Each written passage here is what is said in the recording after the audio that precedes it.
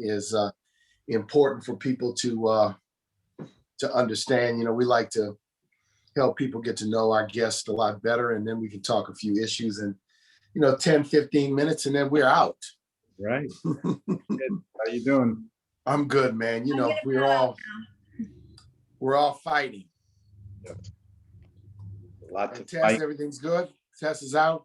Peter Paul, tell me when we're ready to roll. You got it, sir. I'm beginning to bridge over to Facebook. Mm-hmm.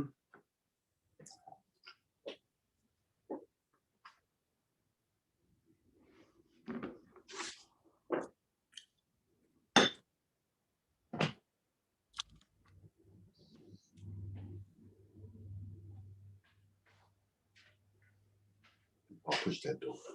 So.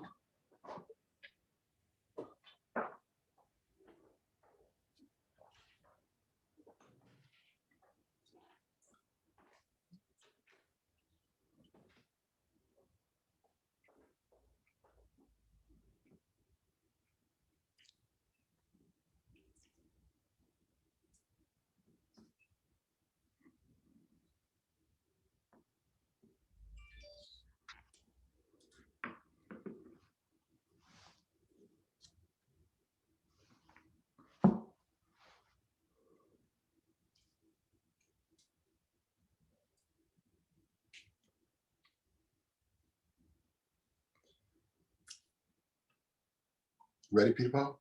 Just 1 second, sir. Just loading up.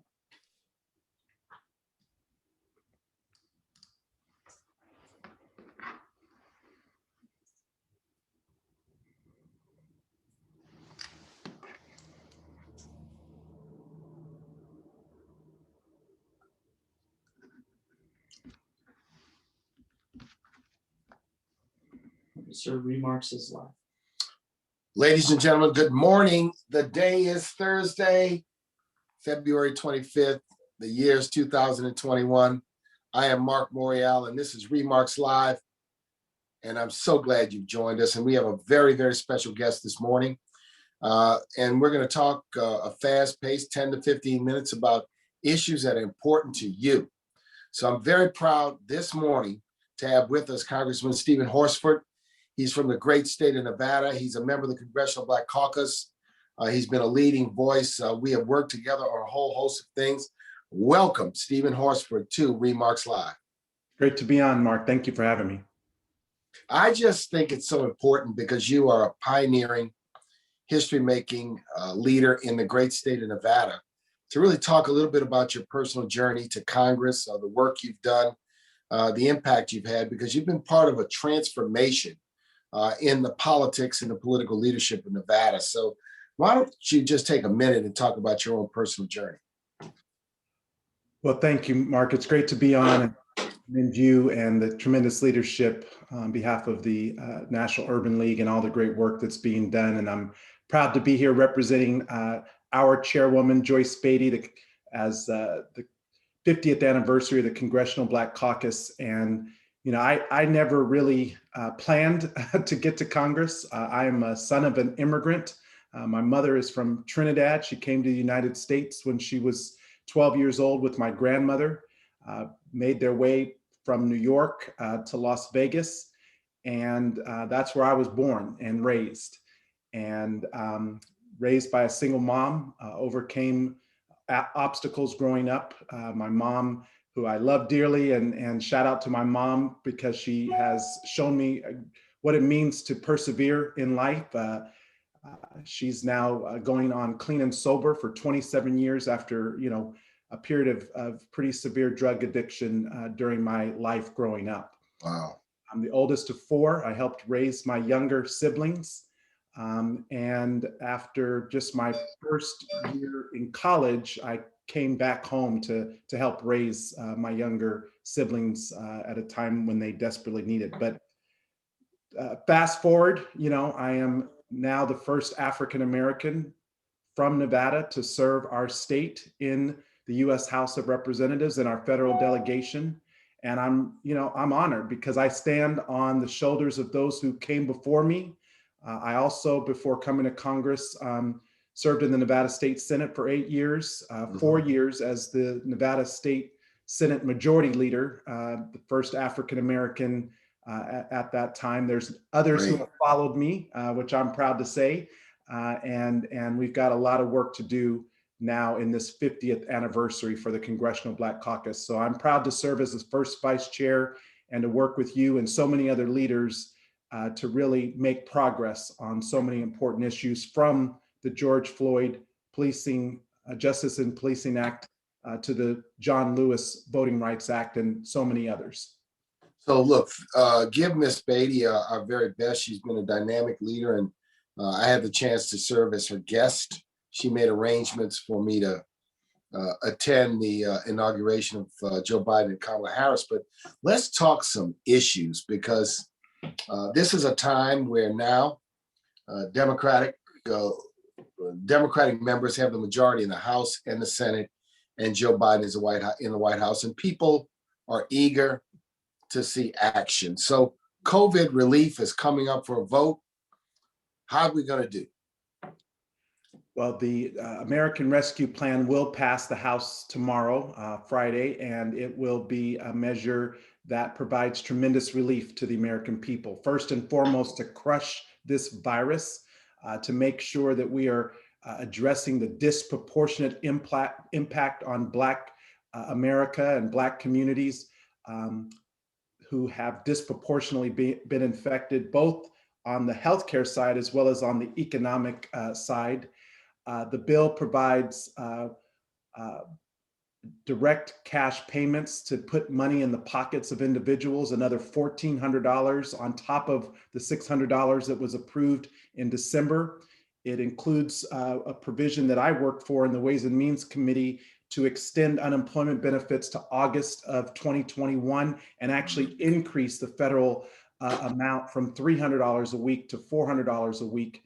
It also, very importantly, has the child tax credit and the earned income tax credit provisions. The child tax credits, for a family that has a child under 6, they'll get $3,600.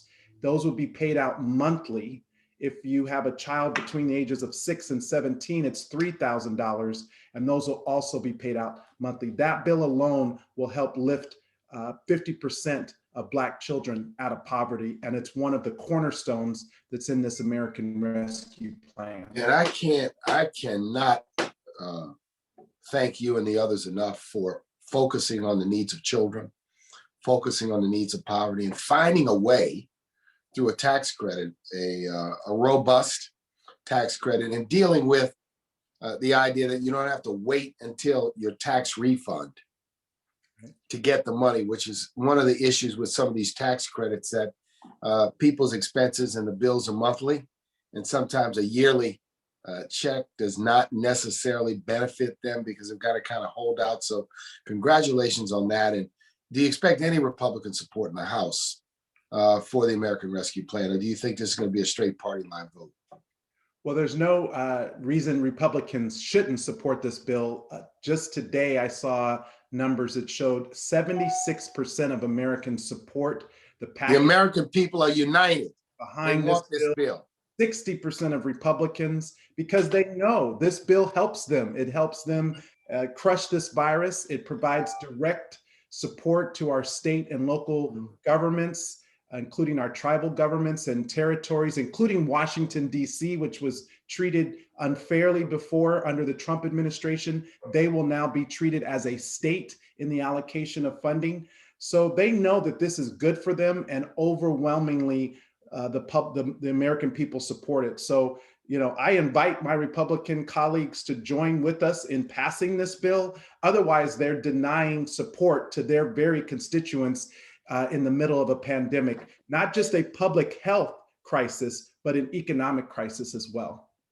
You know, George Floyd and the Justice in Policing Act is one of the highest priorities of the civil rights community and the Congressional Black Caucus, as is the John Lewis Voting Rights Act. Give us an update on where they are and what is next on those two bills. Well, I want to commend Congresswoman Karen Bass and Senator Cory Booker. They have been working around the clock. The George Floyd Justice and Policing Act, which I'm proud to co-sponsor, has been reintroduced and will be scheduled for a vote in the House of Representatives in the coming weeks. And so we're very committed to making sure that, as we did before, that we get that bill through the process now that we have a Senate majority and on to President Biden's desk for signature. The John Lewis Voting Rights Act, because that deals with key provisions that were stricken down, as you know, back in 2013 under Section 5, I believe, of the Voting Rights Act, we need to ensure that we have completed all of the necessary hearings, congressional hearings, and to build a solid record for the new methodology that we put forward. And so under the leadership of Congressman G.K. Butterfield and Congresswoman Terry Sewell, they are working on that hearing process through the Committee on Elections, and there will be hearings starting in April. And by this summer, that bill will be ready to move. I'm so happy for the update. I think activists and others need to be clear that there's a pathway forward, and perhaps a briefing would be in order, because the painstaking necessity to build a record on the John Lewis Act to be able to withstand any shocks coming from litigation is so essential. And I can't thank the CBC. Look, the Voting Rights Act is so crucial, but for the Voting Rights Act, neither my father nor I would have been elected to serve in office in Louisiana because the depression and the suppression of African-American voters before 65. I had the great pleasure to serve as a plaintiff in a major voting rights case in the late 80s and early 90s, which led to the election of some 40 to 50 Black judges in Louisiana, including the first ever African-American justices on the Louisiana Supreme Court. So this is so critical. And you talked about George Floyd. Did you talk? You talked about Well, John yes, Lewis. it's been introduced as of yesterday. I believe it dropped. I know. Yeah, and the civil rights community held a press conference yesterday. How you feeling about George Floyd? We need that. Will the Democratic caucus stay together? Well, this is a matter of values and protecting Black lives and making sure that, you know, my son, your children, grandchildren, and everyone else can feel safe in our communities. So this is a value statement. This isn't just about a bill. This isn't just about key provisions. This is about what it means to be in office, to fight for those who demanded in this last election that there be change. And we saw through the Black Lives Matter movement and other efforts last summer, you know, peaceful protests throughout the country, speaking on behalf of the need for systemic reform. And so, yeah, I feel very good about the legislation and where we are. Again, Congresswoman Karen Bass and Senator Cory Booker are the leads on that measure.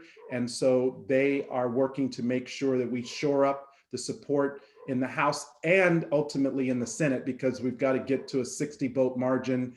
I know that we've got to work with leaders like Senator Tim Scott, a Republican from South Carolina, who, you know, had indicated some willingness to work on this measure before, and we're going to need that support to ultimately get it on President Biden's desk.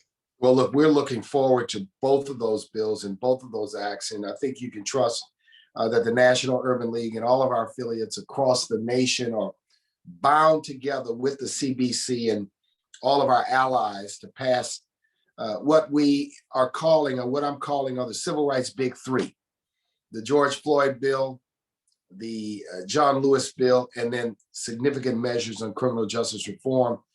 This is our time, and I'm glad you cited on the COVID relief bill, because we've been emphasizing the same thing, that the American people, by a 70% plus margin, are in favor of this bill, in favor of what it will do for them, and also the American people are in support of the specific provisions of the George Floyd bill and are in support of voting rights. We just have some members, obviously, who may be on the right side of the aisle who do not hear the clarion call of the people for change and for transformation. But I appreciate your leadership. And for the benefit of everyone, what committees are you on? Are you chairing any subcommittees or any special committees this session? We want all of our supporters and friends to know where you are in the Congress. Well, in addition to serving as the first vice chair of the Congressional Black Caucus, and as you know, I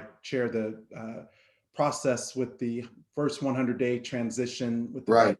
administration, which we've worked very closely with the Urban League. Thank you, as well as the Black Talent Initiative with Spencer Overton and all the great work being done there. But I also serve on the Ways and Means Committee. I'm on the Health Subcommittee, which deals with all the issues around the Affordable Care Act, Medicare, making prescription drugs more affordable. And I'm also now on the Social Security Subcommittee and the Oversight Subcommittee. Wow. And as a member of Ways and Means, they have 3 representatives that are assigned to the Budget Committee. So I'm also on the Budget Committee as a representative. Wow. So we've been very busy. Yeah, you got your hands full. And look, very important work you're doing, very important role that you are playing. And I can't be more excited about the work that you're doing and the relationship that we've been able to forge. It's truly been so exciting, and we are looking forward to this. So we're going to continue to work closely with you and the Congressional Black Caucus, and we're going to have you back on ReMarcs Live sometime soon. Congressman Stephen Horsford from the great state of Nevada, first vice chair of the Congressional Black Caucus, member of the Ways and Means and Budget Committees. Ladies and gentlemen, a rising voice in the Congress of the United States. I'm Mark Morial. This has been ReMarcs Live. Thank you for joining us today. Stay safe, stay healthy, keep the faith, and I'll see you next Tuesday. God bless. Thank you. All right. Perfect, sir. Congressman, thank you. Of course, Mark. Appreciate you. Always. All right, we'll talk again. Give Miss Beatty my best. I will. All right, thank you.